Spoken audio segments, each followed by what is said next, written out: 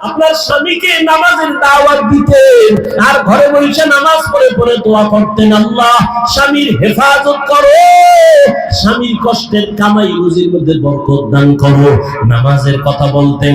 স্বামী যখন বাসায় আসতো যদি মন দিয়ে বুঝাইতেন, স্বামী হারাম টাকা কামাই করবা না, হারাম মাল ঘরে আনবা না, হারাম খাইয়া নিজেদের রক্ত নাপাক করবো না, সন্তানের রক্ত নাপাক করবো না। কোন স্বামী কোনদিন আর হারাম টাকা ঘরে নিতে পারতো না।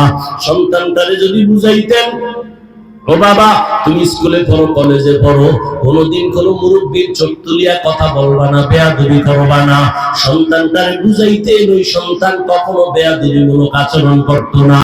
ও আম্মা জানেরা, এখনো সময় আছে, তওবা করেন। আপনার মতো কত মা এই অঞ্চলে এখনো আছে, বেপরদায় চলে না, নামাজ ছাড়ে না, মোবাইলে চরিত্র নষ্ট করে না, স্বামীর মাল খেয়ানত করে না। এরে আম্মা জানেরা, এখনো তওবা করেন।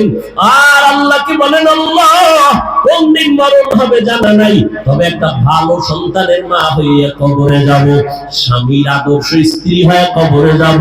স্বামীর মাল খেয়ানত করবেন না, মোবাইলে সময় নষ্ট করবেন না, নামাজ ছাড়বেন না, বেপরদায় চলবেন না।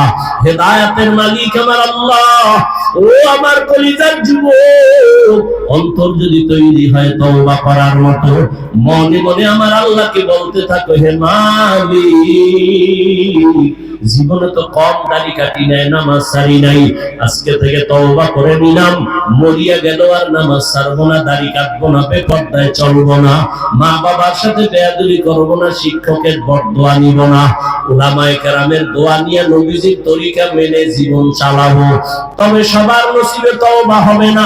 আল্লাহ যাকে কবুল করবেন ওমরের মতো, সে তওবার দরজায় আসবে।